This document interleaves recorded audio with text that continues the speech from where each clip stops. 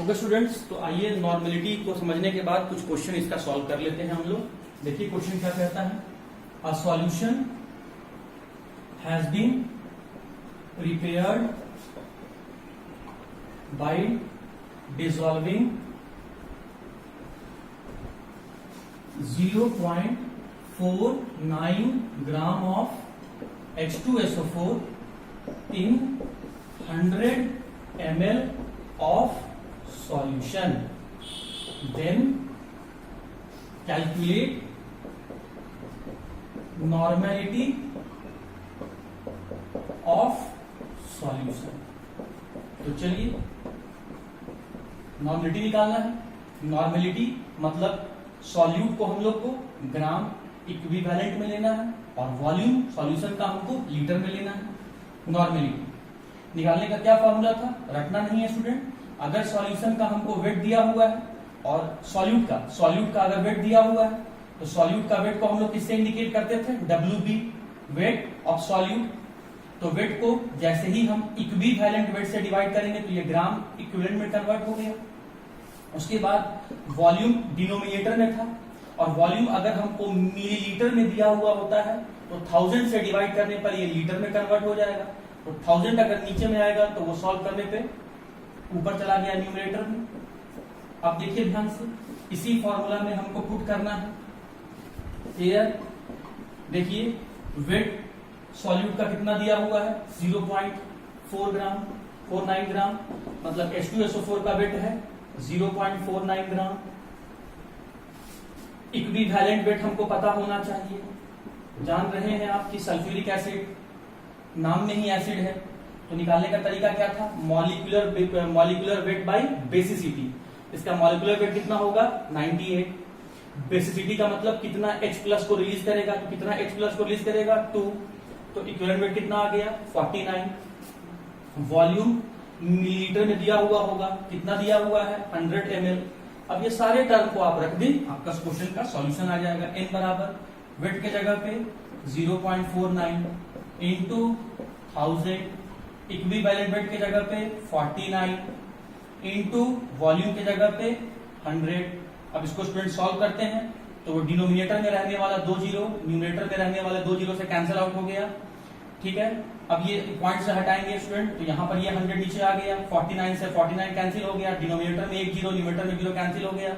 1/10 solve करेंगे क्या आ जाएगा, 0.1 नॉर्मल, मतलब 0.1 ग्राम इक्विवेलेंट H2SO4 प्रेजेंट है 1 लीटर सॉल्यूशन में। चलिए अब आते हैं क्वेश्चन नंबर 2। क्वेश्चन नंबर 2 देखिए स्टूडेंट, क्वेश्चन नंबर 2 क्या कहता है, कैलकुलेट, ध्यान से देखते चलिए, कैलकुलेट क्वेश्चन नंबर 2 में calculate the wait of oxalic acid present in 100 cc for normal oxalic acid solution।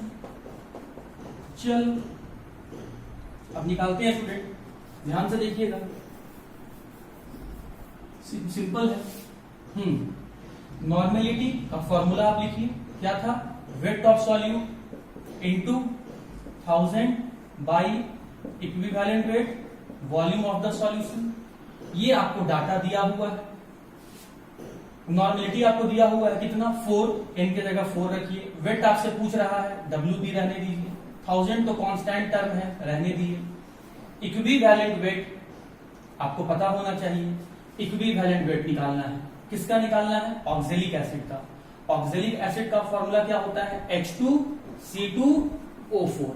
देखिए स्टूडेंट, जो डाई कार्बोक्सिलिक ग्रुप जानते हैं, carboxylic acid group, functional group, di carboxyl group को हम लोग एक साथ ऑक्सैलिक एसिड कहते हैं। देखिए H2 C2 C2, 2 oxygen 2 oxygen 4 oxygen, तो इसे हम कहते हैं ऑक्सैलिक एसिड।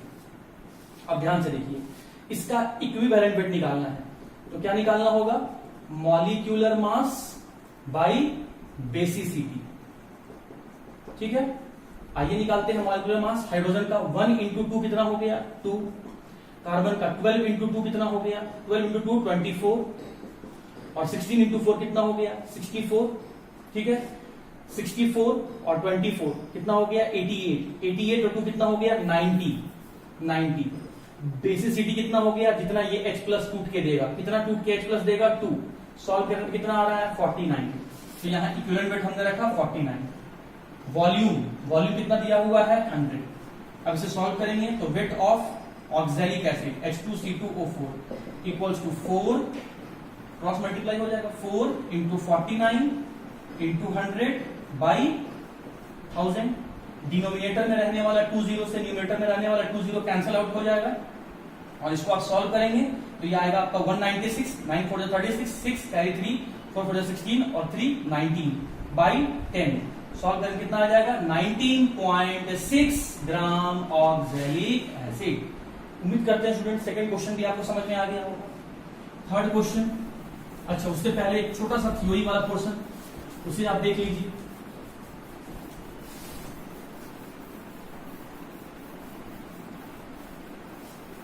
थर्ड क्वेश्चन में देखिए स्टूडेंट, उससे पहले छोटा सा थ्योरी। अगर मान लीजिए कहीं नॉर्मलिटी का डायरेक्ट वैल्यू ना लिखा हुआ, वर्ड्स में लिख के दिया हुआ है, जैसे वर्ड्स में लिख के दिया हुआ है normal, semi normal, centi normal, ये वर्ड्स में लिख के दिया हुआ है। सो फिगर में कन्वर्ट करने आपको आना चाहिए। सेंटी नॉर्मल, मिली, अच्छा एक चीज और, semi normal, deci normal, centi normal,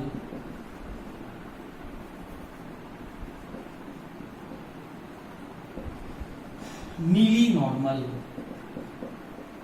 इसका मतलब आपको पता होना है। ये वर्ड्स में लिखा हुआ है, फिगर में कैसे लिखेंगे। नॉर्मल के लिए n, कुछ नहीं मतलब 1। सेमी का मतलब होता है हाफ और नॉर्मल का सिंबल n, तो ये क्या हो गया n/2। डेसी का मतलब होता है 10, 1/10, 1/10। नॉर्मल के लिए n, तो ये क्या हो गया n/10। आज के बाद कहीं n/10 लिखा हुआ रहेगा तो क्या पढ़ेंगे वर्ड्स में, deci normal. Centi normal, centi का मतलब होता है 1/100। नॉर्मल के लिए n, तो सॉल्व करने पे क्या आ गया n/100। तो कहीं n/100 अगर लिखा हुआ रहेगा तो वो सेंटी नॉर्मल। मिली का मतलब क्या होता है 1/1000। नॉर्मल के लिए क्या हो जाएगा कैपिटल N। सॉल्व करेंगे तो क्या आ जाएगा n/1000। तो उसी तरीके से स्टूडेंट कहीं अगर नॉर्मल लिखा रहे 1n, semi normal n/2, deci normal n/10, centi normal n/100, milli normal n/1000। तो उम्मीद करते हैं स्टूडेंट कि नॉर्मलिटी आपको समझ में आ गया होगा।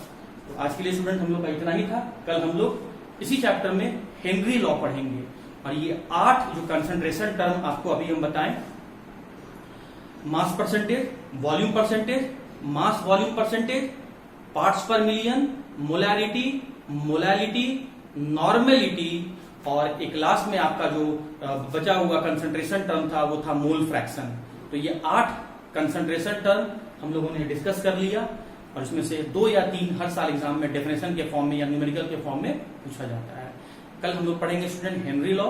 तो आज ये 8 कंसंट्रेशन टर्म को एक बार आप खुद से अपने कॉपी में रिवाइज करें, नोट्स उतारें और फिर हम लोग कल यहां से हेनरी लॉ से स्टार्ट करेंगे। एक छोटा सा इंफॉर्मेशन स्टूडेंट हमको आप लोग को देना है, ध्यान से सुनिए।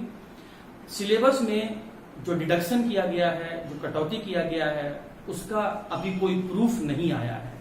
प्रूफ आएगा तो मैं ग्रुप में अपलोड कर दूंगा या फिर आप जैक बोर्ड के वेबसाइट पे जाके खुद भी देख सकते हैं। पॉइंट नंबर 2, 12th क्लास के लिए अभी ऑफलाइन कोचिंग स्टार्ट नहीं हो रहा है क्योंकि गवर्नमेंट परमिशन नहीं दिया है।